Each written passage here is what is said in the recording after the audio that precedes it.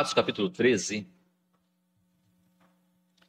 Livro dos Atos dos Apóstolos. Vamos ler hoje. Capítulo 13, irmão Rafael, na liturgia, leu aqui, versículo 38 e 39, falando da justificação em Cristo Jesus, única, 28 e 29, perdão, né? A justificação única e exclusivamente em Cristo Jesus, não por obras da lei, porque ela não consegue livrar-nos, não consegue justificar-nos, mas a graça de Deus o pode fazer. Dessa forma, ao Senhor pelo privilégio, pela liberdade que temos de servir a Cristo. Somos gratos ao nosso Deus pelo serviço, pela oportunidade que Ele nos dá, pelas bênçãos que temos de poder ser chamados filhos de Deus. E essa bem-aventurança, ou esta alegria, não é parte apenas nossa, mas nós, como vimos há pouco, irmãos muçulmanos que têm tomado uma decisão de servir a Cristo, também têm sentido a mesma alegria, né? Se é que podemos chamar de alegria, pelo menos aos nossos olhos humanos, não é. É mais claro que dentro do princípio bíblico, dentro do contexto bíblico, a alegria que o Senhor nos dá suplanta qualquer adversidade, qualquer oposição que nós possamos vir a enfrentar. Aquela irmã Fatou, enfrentando a situação da sua própria casa, daquele homem batendo, maltratando-a, e mesmo assim permanecendo ela firme. Nós não, como o irmão orou há pouco, né, nós não entendemos, nós nem sabemos o que significa isso. Mas, enfim, é o que vivemos esses dias ainda, né, mesmo nos anos 2020, ainda temos isso, mesmo com tanta liberdade que já tem se promulgado, tem se falado e buscado, ainda percebemos isso. Mas isto não é porque simplesmente diferenças de ideologias, não é, irmãos? Nós entendemos que principalmente porque estamos vivendo numa luta espiritual. Paulo vai dizer isso bem claro ali na carta dele aos Efésios, que nós, como soldados, vivemos esta luta constantemente. E não é diferente, porque nós não estamos apenas lutando contra ideologias, contra ideias pessoais, contra pontos de vistas. Nós estamos num embate, no meio de uma luta espiritual. E esta é a grande realidade.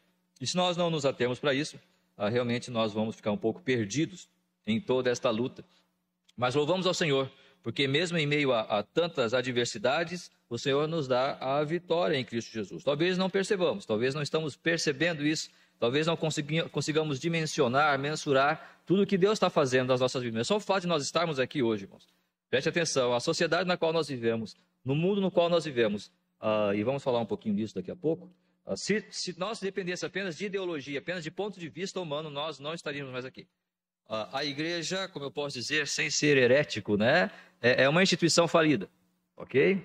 Ela é uma instituição falida, do ponto de vista humano, ok? Do ponto de vista de programações, do ponto de vista de ideal, do ponto de vista de objetivos, enfim, não tem mais o que fazer.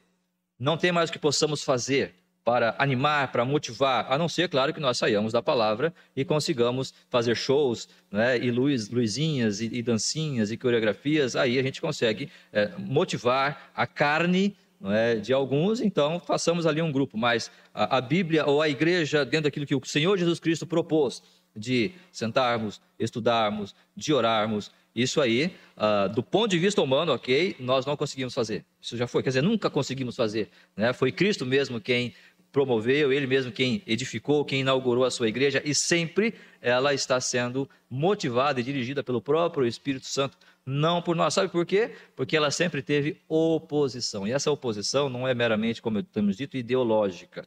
Não é porque se nós formos colocar outras motivações para nós estarmos aqui, né, nós não estaríamos, como eu disse, estaríamos em qualquer outro lugar. Tem a praia, tem a casa da família, né, tem, enfim, qualquer outra coisa para que nós possamos fazer, além de estarmos aqui em torno da palavra do Senhor, para cantarmos, louvarmos ao nosso Deus. Por que eu estou dizendo tudo isso? Porque é neste contexto que a igreja primitiva iniciou-se. Ela não iniciou-se num contexto de aceitação, de privilégios e benefícios, e tipo uma corrida tranquila, né? Não, a coisa foi bem difícil, desde o início. Foi perseguição em cima de perseguição. Parece que às vezes eu falo muito sobre perseguição, não é? Mas é que se também nós não falarmos, nós vamos achar que a vida cristã, ela é só bênçãos, né? Então, esses dias eu estava conversando com alguém e essa pessoa me mandou, né, um vídeo de um pastor, né, que ela gosta muito, assim, e tal. E tá bom, né? E eu ouvi, mas eu não ouvi. Na verdade, eu não ouvi. Quando ele começou só a se apresentar, eu já disse, valeu, já não vou ouvir mais. Eu não sei por quê, talvez eu sou muito chato, né? Quer dizer, eu sou chato, né? Mas, enfim, quando ele começa a dizer, Deus vai fazer maravilhas na sua vida, desliguei. Você desligaria? Não sei, eu desligo. Porque a maior maravilha que Deus tem para fazer na minha vida, Ele já fez. Deus não vai fazer mais nada além do que Ele já fez. E a maravilha que eu tenho é Cristo Jesus. Eu não preciso nada além de Cristo Jesus. Mas, pastor, Deus pode fazer sim em Cristo. E quando nós conhecemos a Cristo e vivemos a palavra do Senhor, essas maravilhas vão vir naturalmente, ou essas ideias de maravilhas, não é? Ou não, Deus pode não querer fazer. Deus pode não querer fazer maravilha nenhuma. Eu não sei o que pode acontecer, por exemplo, na cabeça de um João Batista, cujo ministério foi curtíssimo. E o que ele fez, né? Morreu ali decapitado como um transgressor. Qual foi a maravilha que Deus fez na vida daquele homem? Deus fez muita coisa. Só que aos olhos humanos, talvez, como Jesus disse, entre os homens, talvez ele é o menor. Porque de tudo que ele fez, não foi reconhecido como deveria. Porque nenhum homem o aplaudiu. Então, qual foi a maravilha? Qual a maravilha que eu estou esperando? Qual é a maravilha que você está esperando? Se não aquilo que foi lido no início, na liturgia, que é a justificação de Deus em Cristo Jesus. Qualquer outra coisa que nós possamos buscar, qualquer outra maravilha que nós estamos querendo, é na verdade um refúgio, é na verdade um recurso para nós nos assegurarmos que eu estou com Deus e Deus está com Cristo, e Deus está comigo. Por isso Deus faz essas maravilhas, para provar que Ele está comigo? Não.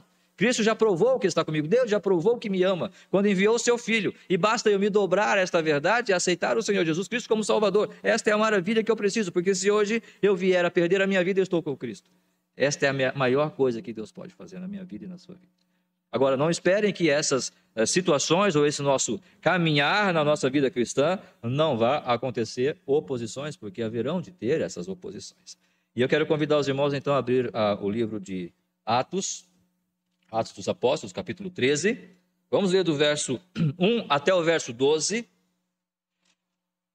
Vou fazer uma leitura aqui rápida, e os irmãos acompanhem. Depois nós vamos retornar ao texto para vermos algumas verdades ali. Atos, capítulo 13, do verso 1 ao 12, diz assim a palavra do Senhor. Havia na igreja de Antioquia profetas e mestres, Barnabé, Simeão, por sobrenome Níger, Lúcio de Cirene, Manaém, Colasso de Herodes, o tetrarca e Saulo. E servindo eles ao Senhor e jejuando, disse o Espírito Santo, separai-me agora, Barnabé e Saulo, para a obra que os tenho chamado. Então, jejuando e orando e impondo sobre eles as mãos, o despediram. Enviados, pois, pelo Espírito Santo, desceram a Seleucia e dali navegaram para Chipre. Chegados a Salamina, anunciavam a palavra de Deus nas sinagogas judaicas. Tinha também João como auxiliar.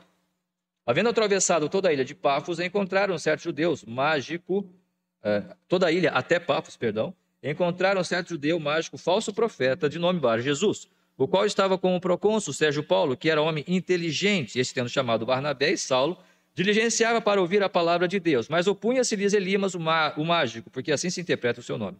Procurando afastar da fé o procônsul, todavia Saulo, também chamado Paulo, cheio do Espírito Santo, fixando nele os olhos, disse, ó filho do diabo, cheio de todo engano, de toda malícia, inimigo de toda a justiça, não cessará de perverter os retos caminhos do Senhor, pois agora, eis aí, está sobre ti a mão do Senhor, e ficarás cego, não vendo o sol por algum tempo. No mesmo instante caiu sobre ele névoa e escuridade, e andando à roda procurava quem o guiasse pela mão. Então o procônsul, vendo o que sucedera, creu maravilhado com a doutrina do Senhor. Então nós temos aqui, irmãos, esta situação onde Paulo, ele é separado por Deus, mediante o chamado do Espírito Santo ali, para uma obra, ou seja, que é conhecido como a primeira viagem missionária do apóstolo Paulo. E ele vai junto com Barnabé, e levam também João Marcos, né? Depois nós sabemos a história de Marcos, que ele, no final das contas, acabou meio que desviando, desistiu, talvez por conta dessa situação que nós vamos ver. Ele viu um negócio aqui é pesado, né? Vou dar um tempo, vou tirar umas férias, né? Na primeira viagem já tirou férias o João Marcos, né? Mas enfim, Deus chama Paulo. Paulo estava na igreja em Antioquia, já estava servindo. Nós temos falado na escola dominical sobre pastores, né? O trabalho do pastor, o chamamento do pastor. Muitas pessoas têm se levantado hoje dizendo, eu sou o pastor. Eu não sei, irmãos, talvez eu não seja, ok? Talvez alguém pode até considerar, olha, pastor Márcio para mim não é pastor. Ok, você tem todo o direito de fazê-lo. E talvez eu não seja mesmo, é Deus quem vai dizer isso. Mas hoje em dia nós temos muitas pessoas se levantando dizendo, eu sou o pastor, porque sonhou à noite, teve ali um sonho, teve uma visão, né, e disse, eu sou o pastor. A palavra do Senhor é muito clara aqui, quando diz que Paulo e Barnabé, entre outros, já estavam servindo na igreja. E então o Espírito Santo os chamou, e a igreja orando, a igreja os enviou. Não existe esse chamado autônomo, ok? Eu sou o pastor. Não, eu me declaro pastor. Eu nunca tinha visto isso, né? Para mim é novo, mas lá na Venezuela, por exemplo, nós temos aquele senhor que se autoproclamou presidente da República. Né? Não sabia que isso podia acontecer. E aqui no Brasil também nós temos o José de Abreu, autodeclarado presidente da República. Né? Mas se o José de Abreu se acha presidente, né? Então aí a coisa está feia no nosso país mesmo. Mas enfim, não existe esse pastor autoproclamado. É Deus quem chama e é a igreja quem testifica isso. É a igreja quem vai dar esse aval e legitimar esse chamamento. Se não tiver a igreja, então eu não sou pastor, não há pastor. Mas, enfim, fechando esse parênteses aí, Paulo e Barnabé saem, e nós vemos ali no versículo 4, que enviados, pois, pelo Espírito Santo, todo esse trabalho que Paulo e Barnabé estavam fazendo, era dirigido pelo Espírito Santo. E imagine que Paulo e Barnabé foram chamados para uma obra, para um serviço, para uma missão. E eles tinham, então, que percorrer algumas rotas geograficamente consideradas, estabelecidas aqui.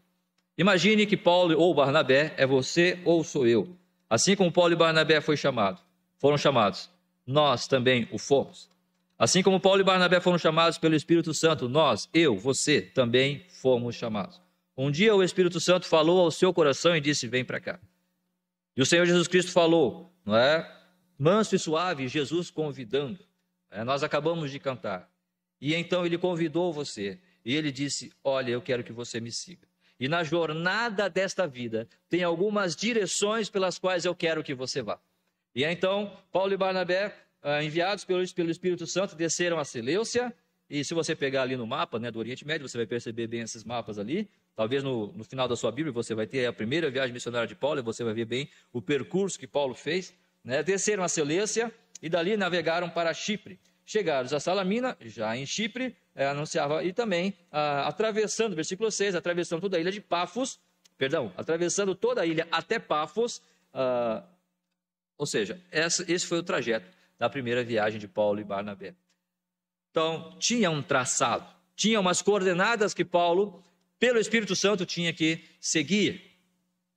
Nós, eu, você, temos uma viagem a fazer. Eu não sei até quando, não sei qual é o nosso ponto de parada, não sei qual será o meu ponto final, quando é que o meu busão vai parar, abrir as portas e eu vou ter que descer. Mas um dia isso vai acontecer e você também. E nesse dia, até que isso aconteça, nós estamos caminhando, nós estamos fazendo esta viagem, assim como aqueles irmãos fizeram naquele dia.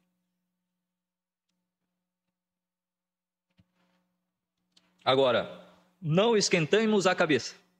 Nesta viagem, alguns pneus vão furar, algumas pessoas não muito queridas vão sentar do nosso lado nesse ônibus, né?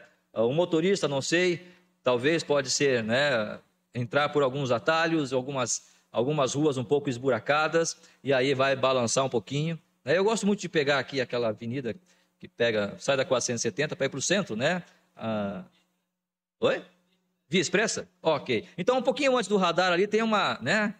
E aí, eu dou uma aceleradinha, só pode ir até 80, né? Mas eu dou uma aceleradinha, quando tá bem no 80, assim, ó, só para ver o povo pulando, né? A Cátia e as meninas, né? E aí, você vê o povo pulando, né? É engraçado, é para dar uma acordada, né, no povo, é para dar uma balançada na coisa. É legal. Oi?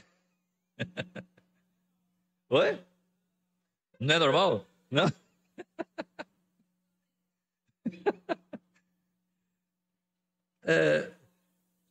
Às vezes pode acontecer, né? Na viagem pode ter alguns buraquinhos, algumas elevações, algumas depressões, né? Já viu aquelas depressões, você vai no carro e dá aquele frio na barriga, né? Quando desce de repente assim, né? Meu tio gostava de fazer isso com a gente. Nós éramos pequenos, ele tinha um Jeep e nós nós íamos de Piedade a Juquiá.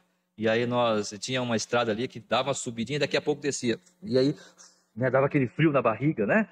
Então, às vezes, na nossa viagem vai ter isso, né? Vai ter uns friozinhos na barriga, mas isso faz parte da nossa vida e não somente isso, vai ter algumas oposições. Nessa viagem, Paulo encontrou ali, havendo atravessado toda a ilha até Pafos, encontrou certo judeu mágico, falso profeta, de nome Bar Jesus. E aqui, versículo 8, vai dizer: mas opunha-se-lhes Elimas, o mágico, porque assim se interpreta o seu nome, procurando afastar da fé o procônsul. Então nós percebemos aqui que há um homem, uma pessoa, que Paulo e Barnabé encontraram nesta viagem, e esta pessoa tem o sinônimo de oposição. Oposição. Muitas oposições nós também vamos encontrar na nossa... Você vai querer viver a sua vida cristã. Eu vou querer viver uma vida cristã que agrade ao Senhor, mas oposições vão aparecer. Eu vou querer fazer a vontade do Senhor, mas oposições vão surgir. Elas podem vir do meu interior, né? Oposição que vem de mim mesmo, da minha própria carne, pode vir de fora, independente da natureza, da onde venha, são oposições para que nós estejamos fazendo, impedindo de fazer a vontade do Senhor. Mas sabe, irmãos, é interessante que quando eu sempre lia essa palavra aqui, esse texto, eu me lembrava de Paulo e eu pensava no Sérgio Paulo, né? Ou seja, naquele procônsul, naquele homem importante. E isso, o Bar Jesus aqui, o Elimas, né, era um coadjuvante. Né? Coadjuvante é aquela pessoa que está no filme ali, mas não é o ator principal. O ator principal aqui era Paulo, né, e depois vinha Sérgio Paulo, que Paulo evangelizou ele, né, e no final diz que ele se converteu, e o Elimas ali era um coadjuvante. Estudando um pouco melhor, ou pensando um pouco melhor, eu percebi que não é bem assim. Não é bem assim. Sabe por quê? Essas oposições vão vir nas nossas vidas. Mas nem sempre elas têm que ser a surpresa. Elas nem sempre serão uma surpresa. Porque, para mim, o encontro de Paulo com esse mágico não era surpresa. Sabe por quê? Porque nessa viagem missionária, Paulo, e a gente às vezes imagina, Paulo foi lá porque não tinha nenhum cristão, então Paulo foi lá para evangelizar e começar uma igreja lá. Não. Já havia crentes em Chipre. Se você olhar no capítulo 11, no versículo 19,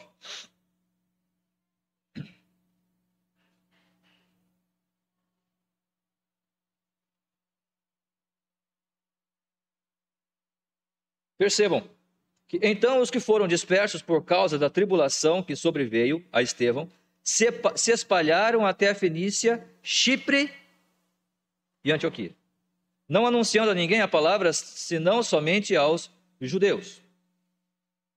Versículo 20. Alguns deles, porém, que eram de Chipre e de Cirene, e que foram até Antioquia, falaram também aos gregos. Muito antes de Paulo iniciar a sua primeira viagem missionária. Quando Estevão foi apedrejado, e por causa do apedrejamento a Estevão, muitos homens tiveram que fugir. Então, alguns destes homens, que nós não sabemos quem eram, nós não sabemos os seus nomes, mas eles foram para Chipre se refugiar nessa ilha e lá pregaram. Alguns, o primeiro grupo, pregou apenas para os judeus. Mas um outro grupo, outros homens, pregaram também aos gregos. Moral da história, já existiam cristãos na ilha de Chipre. Já existia uma igreja em Chipre. Portanto, Paulo não foi lá apenas com o intuito de evangelizar, ainda que tenha feito isso. Mas o que me ocorre é que Paulo foi lá para edificar a igreja que já existia. Quem era o pastor, eu não sei. Quantas pessoas tinham nessa igreja, não sabemos. Mas o fato é que Paulo foi lá para edificar aquela igreja. E percebam o que diz o versículo 6. Havendo atravessado toda a ilha até Pafos, encontraram um certo judeu. Perceba que ele não diz, Lucas não diz que eles encontraram Sérgio Paulo, ou procônsul, O procônsul seria um governador, ok? Era o Império Romano e o Sérgio Paulo era como que um governador daquela ilha ali. Então, Paulo, olha, na nossa estratégia missionária, Barnabé, vamos até Chipre e vamos tentar um encontro ali com o governador. Quem sabe, né, nós acabamos evangelizando ele se converte. Vamos, estratégia de missões, né? Ok, nenhum pecado nisso, mas não foi isso. Irmãos, para mim fica claro que Paulo e Barnabé foram para Chipre para encontrar Elimas. Mas, pastor, o senhor está falando isso com tanta certeza? Essa certeza não é muito clara aqui. Sabe por que eu digo isso? Porque a palavra encontraram, talvez na sua versão pode até estar acharam. Imagine a dona de casa, ela perdeu um livro, ela não está encontrando um livro. E aí, o problema é quando perde o pente, né? Aí fica difícil. Ou a bolsa, né? Também, né? Mas, enfim, perdeu um livro.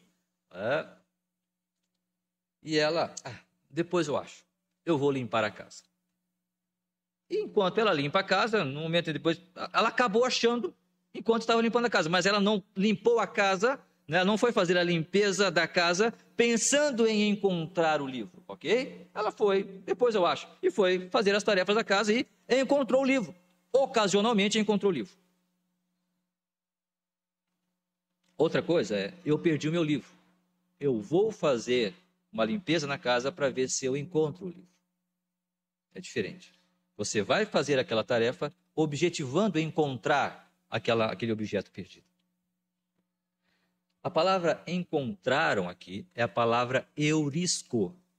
Já ouviram quando os cientistas encontram uma fórmula ou a solução para uma fórmula química, não é? O que eles dizem? Eureka. É essa palavra. Eurisco, eureka vem de eurisco. Ou seja, não foi um encontro casual. Eu não encontrei isso aqui sem qualquer pretensão. Eu encontrei porque eu estava procurando. Eu imagino, e agora estou falando aqui dentro da minha liberdade que Deus me dá, e você também tem a sua, que este homem já estava trazendo problema para a igreja que já existia em Chipre.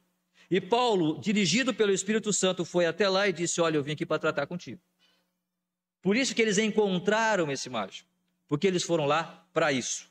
Ocasionalmente, este homem, ele fez amizade com o procônsul Sérgio Paulo, e Paulo, então, teve um encontro com o Sérgio Paulo. Mas eles foram para lá, imagino eu, para encontrar, porque esse encontrar não é algo sem pretensão, era algo que já tinha sido dirigido e determinado pelo próprio Espírito Santo, porque quando nós lemos a partir do versículo 1, nós vemos que quando Paulo estava lá em Antioquia, o Espírito Santo já tinha chamado eles para uma obra, que era essa primeira viagem missionária, e deu todas as coordenadas até chegar em Pafos, até chegar à capital de Chipre, para enfrentar aquele homem. Irmãos, nessa nossa vida, é necessário nós percebermos essas oposições e nós detectarmos ela e olharmos para ela e dizermos, olha, essa oposição eu não quero e eu vou ter que lutar contra ela. Seja ela uma oposição pessoal, vinda de mim mesmo, ou seja, vindo de fora, dizer, não, eu tenho que detectar qual é essa oposição e eu preciso trabalhar contra ela. O Espírito Santo sabia que ali havia uma oposição à palavra de Deus. Uma oposição ao crescimento, à edificação da igreja. Então disse, Paulo e Barnabé, vem aqui, eu tenho um trabalho para vocês irem lá e tratarem um problema que tem lá. Quantas vezes o povo de Israel não perdeu, não deixou de vencer as suas batalhas por causa de pecados, muitas vezes, ou dessas oposições que não lhes eram, não estavam patentes aos seus olhos, eles não queriam perceber. Por exemplo, lá em Josué, capítulo 7,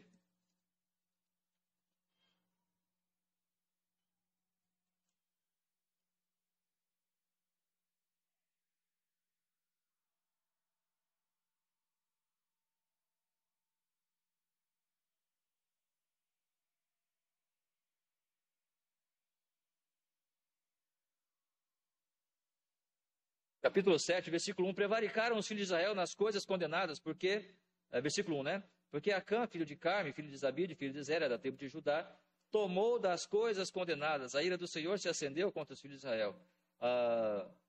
Enviando, pois, Josué de Jericó alguns dos homens a Ai, que está junto a Bet-Aven, ao oriente, subiram, pois aqueles homens e espiaram Ai. E voltaram a Josué e disseram: não suba todo o povo, subam 1, 2 ou 3 mil homens a ferir Ai. Não fatigueis ali todo o povo, porque são poucos os inimigos. Assim subiram para lá do povo uns 3 mil homens, os quais fugiram diante dos homens de Ai. Os homens de Ai feriram deles uns 36, e aos outros perseguiram desde a porta até as pedreiras, e os derrotaram na descida, e o coração do povo se derreteu e tornou-se como água. Então, no versículo 10 diz: então disse o Senhor a Josué: levanta-te, porque estás prostrado assim sobre o rosto. Israel pecou e violaram a minha aliança, aquilo que eu lhes ordenara, pois tomaram das coisas condenadas e furtaram e dissimularam até debaixo da sua bagagem o puseram. Ou seja, havia coisas no povo de Israel, na vida de Israel, que precisava ser trabalhado, que precisava ser tratado, e eles não perceberam. Alguns homens, numa batalha anterior, pegaram algumas coisas que eram consagradas a ídolos, coisas que Deus tinha falado: não façam isso, mas eles fizeram. Eles tomaram aquelas coisas, e aquilo se tornou como uma oposição para o povo de Israel, para que eles não vencessem as pequenas cidades de Ai. Então, quando eles foram, pediram perdão ao Senhor, largaram aquelas coisas, foi tratado aquele pecado, então a oposição teve fim, e eles venceram, conquistaram aquela cidade. Por que eu estou dizendo isso? Porque havia em Chipre esse homem, e Deus disse: esse homem precisa ser tratado, para que a igreja possa crescer, para que a igreja, a palavra do Senhor, possa continuar, e os irmãos de lá sejam edificados. Desta forma, entendo que essas oposições vão acontecer, e nós temos que detectá-las. Saber das nossas próprias vidas, ou na vida da igreja, na vida da minha família, o que é que está acontecendo. Não é? Nem tudo, claro, é pecado, né? Nem tudo é pecado escondido. Estamos falando, sim, muitas vezes de oposições ou de situações que vão acontecer na nossa vida, que são naturais, né? Mas é necessário nós entrarmos em contato com o Senhor e dizer: Senhor, mostra-nos o que é que está acontecendo, para que o Senhor possa fazer a sua vontade na nossa vida, e assim possamos ser úteis nas tuas mãos. E percebam, irmãos, no versículo 6, encontraram certo judeu mágico, falso profeta, de nome Bar-Jesus. Que tipo de oposição é essa? Primeiro que nós vemos aqui, o nome desse homem era Bar-Jesus. O que isso nos lembra? O próprio nome de Cristo. Me parece ali meio que uma disputa entre o nome deste homem e o próprio Senhor Jesus Cristo. Outra coisa, ele era judeu, ele era do próprio povo de Israel, para quem o Senhor Jesus Cristo veio. Ele era um mágico que iludia as pessoas, assim como aquele Simão, com o qual Pedro tratou. E ele era um falso profeta.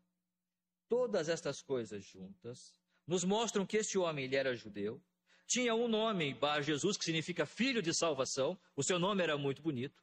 Mas o seu segundo nome era Elimas, mágico, ou seja, ele iludia as pessoas, e ele era um falso profeta, ou seja, ele conhecia a doutrina judaica, ele era um homem que tinha uma descendência do povo de Israel, ele conhecia a lei, conhecia a religião, mas ele estava usando esta religião, estava usando todo o conhecimento dos seus pais, ele não estava honrando a religião dos seus pais, apenas para se promover e tomar benefício. Ou seja, ele não quer dar glórias a Deus, mas ele quer usar a Deus para tirar benefício. Ele quer se aproveitar dele, do próprio Deus.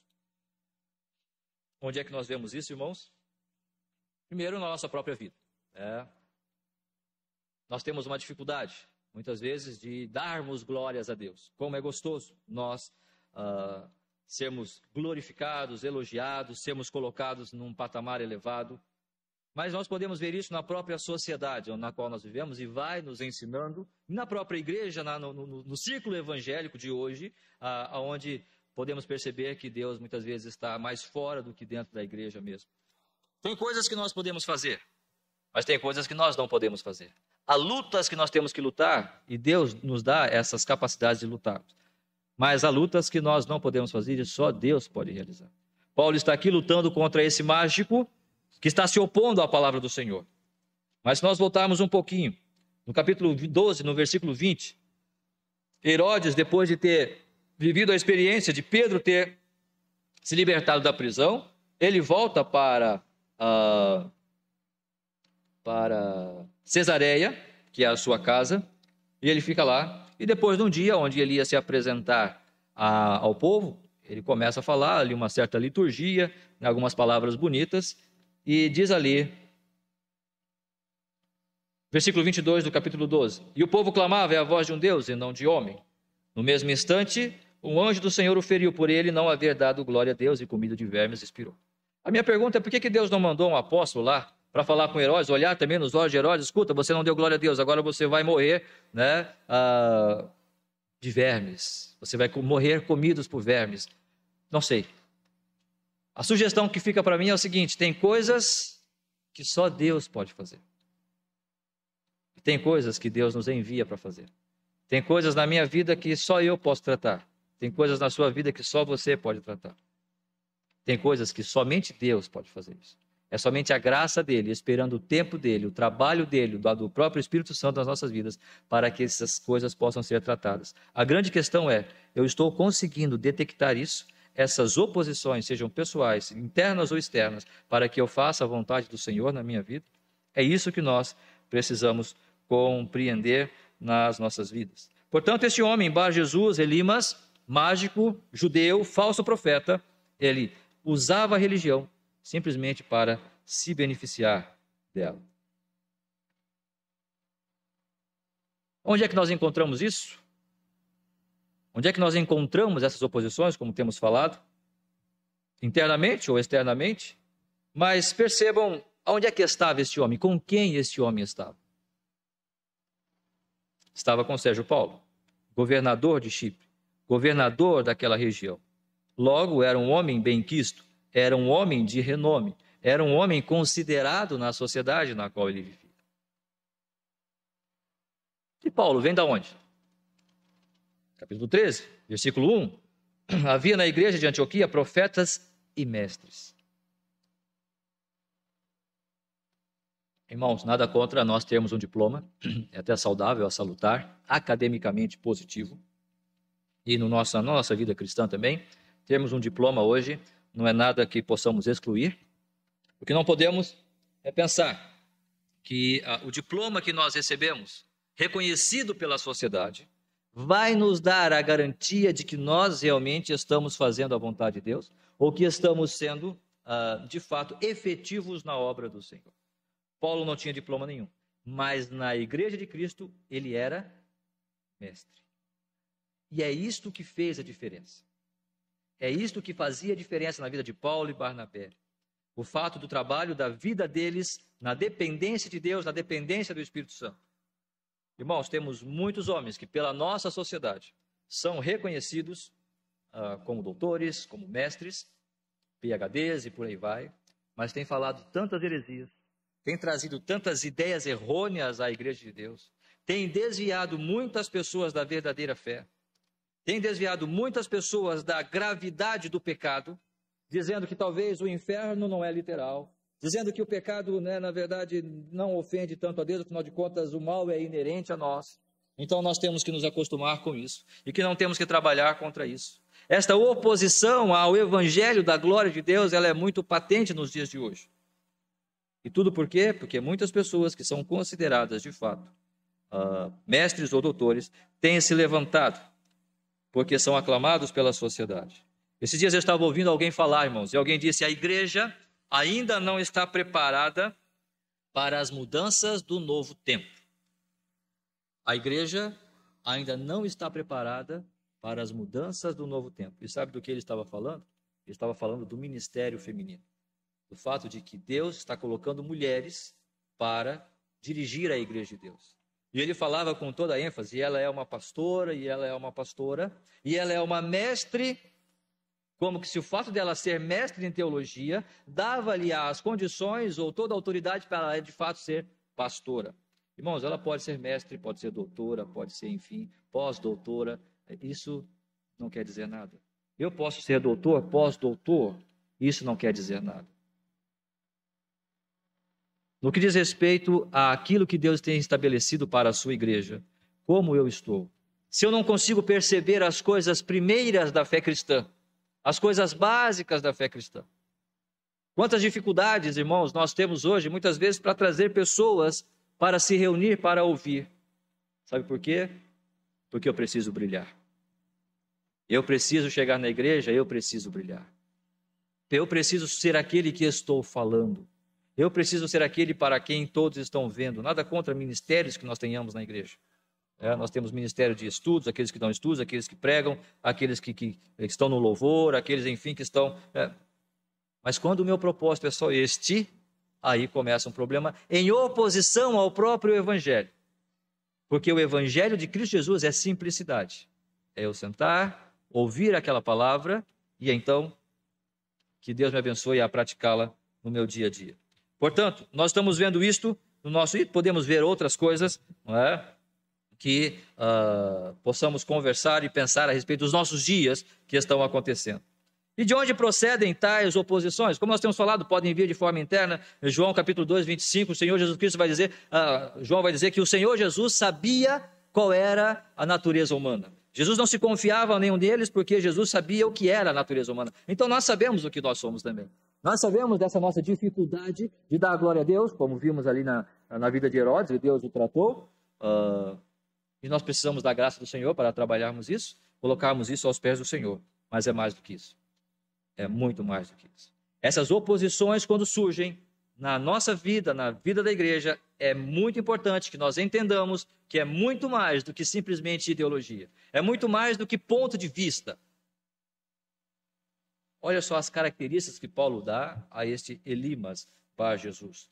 Quando ele chama, versículo 9, todavia Saulo, também chamado Paulo, cheio do Espírito Santo, fixando nele os olhos, disse, ó filho do diabo, cheio de todo engano, de toda malícia, inimigo de toda a justiça, não cessarás de perverter os retos caminhos do Senhor?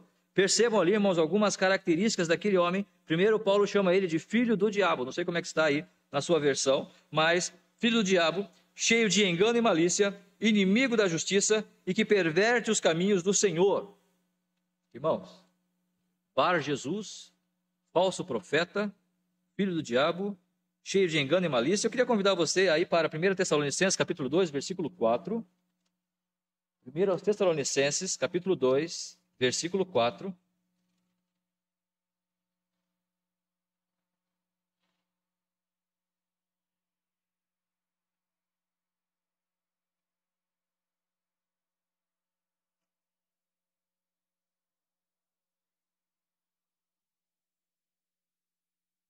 Eu falei 2? Primeiro? Não, é 2 Tessalonicenses. Desculpa. 2 Tessalonicenses, capítulo 2, versículo 4. Vamos ler a partir do versículo 3. Ninguém de nenhum modo vos engane, porque isso não acontecerá sem que primeiro venha a apostasia e seja revelado o homem da iniquidade, o filho da perdição, que nós sabemos que é o anticristo, o qual se opõe e se levanta contra tudo que se chama Deus, ou é objeto de culto a ponto de assentar-se no santuário de Deus, ostentando como se fosse o próprio Deus. Nós temos um homem, mas fazendo maravilhas, falso profeta, querendo simular que ele conhecia as verdades, de nome Bar Jesus, Bar Jesus, imagine, não é? Muito parecido, parece uma concorrência, e Paulo o caracteriza como filho do diabo, cheio de engano e malícia, inimigo da justiça, que perverte os caminhos do Senhor e se opunha a tudo que Paulo estava dizendo, a Sérgio Paulo. O que nós temos aqui? Então esse é o anticristo? Não sei se é o anticristo, mas com certeza naquele homem estava o espírito do anticristo. Satanás estava agindo ali de forma muito clara. E Satanás estava agindo naquele homem, mas ele não era um homem que estava ali na sarjeta, que estava num centro espírita, que estava num centro de macumba, não era um sequestrador, não era um violentador, ele não era um assassino. Este homem estava no alto escalão, sendo aclamado pela sociedade, tendo influência, sendo reconhecido nos seus títulos. Irmãos, a apostasia e a oposição não tem que vir exatamente daqueles centros onde nós entendemos ser sujos ou ser desprovidos de inteligência, vamos dizer assim. Vem da onde nós muitas vezes podemos julgar pessoas inteligentes, pessoas capazes, pessoas influentes e com todo o seu seus currículos e títulos. Quantas oposições nós temos visto hoje? Simplesmente o fato de eu não fazer uma determinada coisa, ou não tomar uma posição, porque eu sei, quando eu sei que aquilo é o bem, como a palavra do Senhor, de Deus nos diz, se eu sei que eu devo fazer o bem e não faço, nisso eu cometo pecado. Ora, se eu estou cometendo um pecado, eu estou em oposição àquilo que Deus está querendo. Quantas vezes estamos, muitas vezes, nos recolhendo no nosso medo ou covardia, ao invés de nos opormos, ao invés de enfrentarmos essas situações. Então, nós olhamos para isso e dizemos, como nós podemos derrotar tais oposições? Primeira coisa, não é por nós mesmos, não é pela nossa própria capacidade, mas como Paulo e Barnabé foram separados pelo Espírito Santo, o próprio Espírito Santo haverá de nos dar graças e haverá de nos dar todas as condições para vivermos nesse tempo, porque em 2 Timóteo capítulo 1, versículo 7, 2 Timóteo 1, 7, vai dizer ali: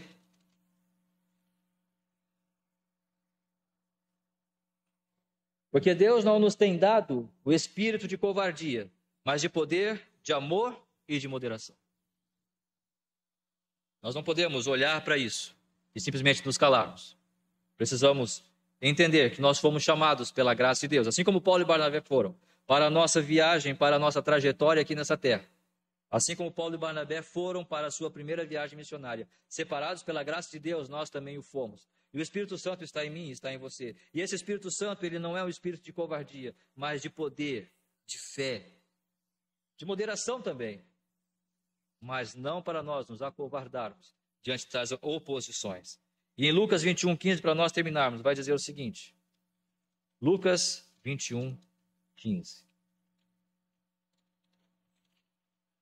O Senhor Jesus Cristo promete aos seus discípulos, quando ele diz ali: porque eu vos darei boca e sabedoria, que não poderão resistir, nem contradizer todos quantos se vos opuserem.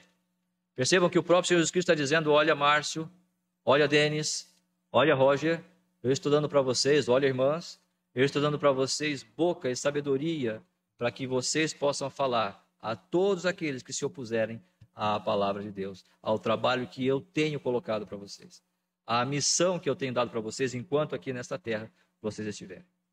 Irmãos, esta oposição pode vir de forma interna, ou de fonte interna ou externa. Quando eu me acovardo, quando eu sei o que eu tenho que fazer, mas não faço. Ou quando muitas vezes, ao invés de eu compreender e perceber qual é a verdade, ou buscar saber qual é a verdade do Senhor, e muitas vezes eu não faço. Quando nós olhamos para a vida de Sérgio Paulo, nós olhamos para esse homem aqui, a característica dele, no versículo 7, que para Jesus aqui, Elimas estava com ele, e no versículo 7 diz: qual estava com o procônsul Sérgio Paulo, que era homem inteligente. Por que ele era inteligente? Porque ele tinha um conhecimento das coisas. Mas mesmo assim ele chamou Paulo e Barnabé. Eu estou ouvindo o que vocês estão falando aí. Eu quero ouvir vocês. Eu quero saber do que vocês estão falando. Talvez é diferente do que eu penso, mas eu quero ouvir vocês. Era um homem que queria saber mais. Era um homem que queria conhecer mais. O quanto nós queremos conhecer mais e mais de Deus, para que quando essas oposições, sejam internas ou externas, aparecerem, nós possamos detectá-las e eliminá-las da nossa vida. Mas só para terminarmos, ela não vai ser eliminada. Porque quando Paulo olha para os olhos daquele homem e diz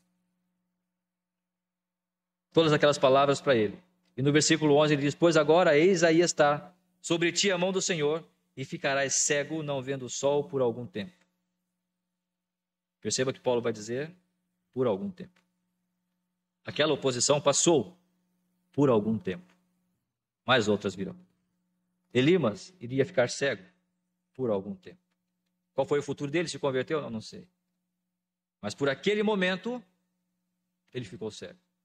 Por aquele momento, aquelas oposições podem ser abafadas, podem ser inutilizadas, ou nós podemos contê-las, mas oposições sempre terão.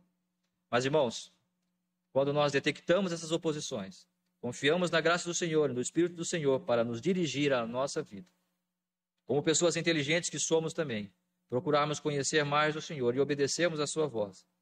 Uma coisa é certa: o Senhor fará a sua obra na nossa vida. Segundo o relato bíblico, não sabemos até quando, mas no versículo 12, então o procônsul, vendo o que sucedera, creu maravilhado com a doutrina do Senhor. Paulo obteve sucesso naquilo que ele fez, porque ele foi até ali, obedecendo à vontade de Deus, para resistir àquela oposição, e ele o fez, sem detença, sem medo, sem covardia. É necessário que nós estejamos percebendo isso. E essas oposições que se aparecem, nós confrontemo-las, para que Deus possa usar-nos para a sua honra e para a sua glória, e vendo realmente pessoas se convertendo aos seus pés, aos pés de Cristo Jesus, como Senhor da sua vida. E nós, com um propósito realmente em efetividade na nossa vida, dizendo, estou aqui para fazer isso, e é isso que eu estou fazendo. Nessa minha jornada, apesar dos percalços e solavancos que eu possa ter, eu estou aqui para cumprir a vontade do Senhor, e isso eu farei. Que esse seja o meu desejo e o desejo de cada irmão aqui presente nesta manhã. Vamos orar mais uma vez? Nosso Deus e nosso Pai, muito obrigado. Nós te louvamos por tudo que o Senhor tem nos dado. Obrigado, Deus, pela vida de Paulo, Barnabé e todas as experiências que o Senhor deu àqueles homens e, ó Deus, todas as vitórias também que eles alcançaram em Cristo Jesus. Abençoe-os, ó Deus. Abençoe-nos, ó Deus, para que nós possamos ter o mesmo propósito de viver para a tua honra e glória nessa jornada que temos aqui, ó Deus, nessa terra. E assim, Senhor, sejam quais forem as oposições que surjam, nós possamos, pela tua graça e pela tua soberania, estarmos passando por elas e sendo gratos por ti e sendo úteis nas tuas mãos para ver pessoas se rendendo aos teus pés. Nós te louvamos, agradecemos e oramos e fazemos isso em nome de Cristo Jesus. Amém.